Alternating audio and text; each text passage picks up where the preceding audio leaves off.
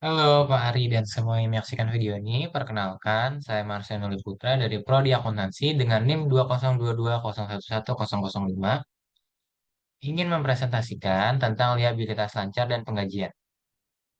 Nah, di sini saya mempresentasikan materi dari pengantar akuntansi 2.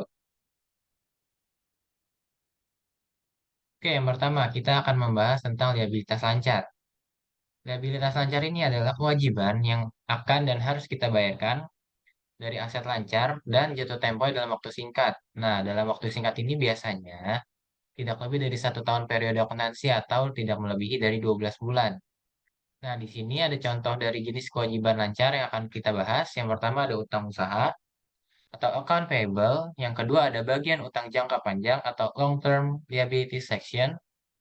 Yang ketiga adalah wesel bayar atau not payable. Nah, yang pertama utang usaha ini biasa terjadi jika kita melakukan transaksi pembelian seperti pembelian persediaan secara kredit. Maka dari itu kita memiliki utang atau kewajiban yang harus kita bayarkan atas transaksi tersebut.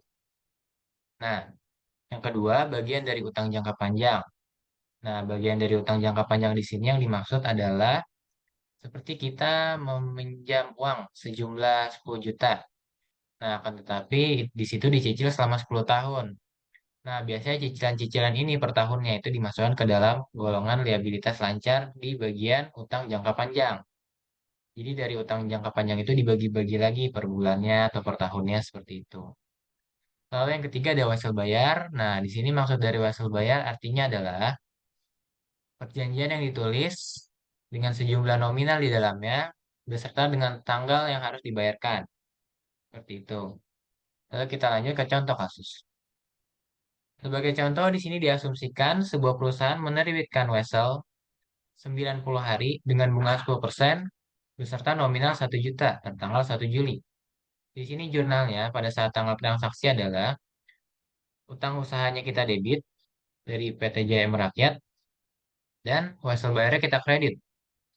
Karena di sini dari utang usaha yang kita peroleh sebelumnya, di sini kita melakukan perjanjian kepada pihak yang harus kita bayar. Maka dari itu kita menukarnya dengan wesel bayar. Jadinya wesel bayarnya itu kita kredit karena dia bertambah. Lalu lanjut kita masuk ke gaji dan pajak penghasilan. Yang pertama ada gaji. Gaji ini pasti kita semua udah tahu dong sejumlah imbalan yang kita terima atas jasa yang kita hasilkan. Nah, di sini definisi lengkapnya lagi sejumlah uang yang dibayarkan kepada karyawan atau kepada kita sebagai pekerja dari pemberi kerja atas jasa yang telah diberikan kepada perusahaan. Oleh karena itu, perusahaan kita ini memiliki kewajiban terhadap penghasilan karyawannya karena mereka memiliki kewajiban untuk membayar. Lalu di samping gaji ada pajak penghasilan. Nah, gaji dan pajak penghasilan ini berkesinambungan ya teman-teman. Karena besarnya pajak penghasilan yang kita harus bayar itu berkaitan dengan jumlah gaji yang kita terima tiap bulannya. Nah, di sini arti dari pajak penghasilan adalah sejumlah uang hasil pemotongan dari gaji yang akan dibayarkan kepada pemerintah sesuai dengan ketentuan yang berlaku. Nah, ketentuan di sini yang dimaksud adalah ketentuan perpajakan, terutama pajak penghasilan di PPh 21.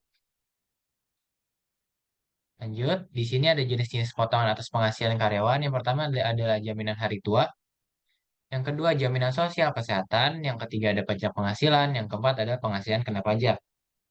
Nah, biasanya perusahaan yang mengikuti jam sostek itu wajib untuk mengikuti jaminan hari tua dan jaminan sosial kesehatan. Maka dari itu, setiap karyawannya nanti akan dipotong gajinya untuk dua hal tersebut.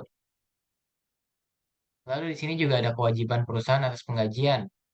Di sini ada jaminan hari tua, jaminan kecelakaan kerja, serta jaminan kematian.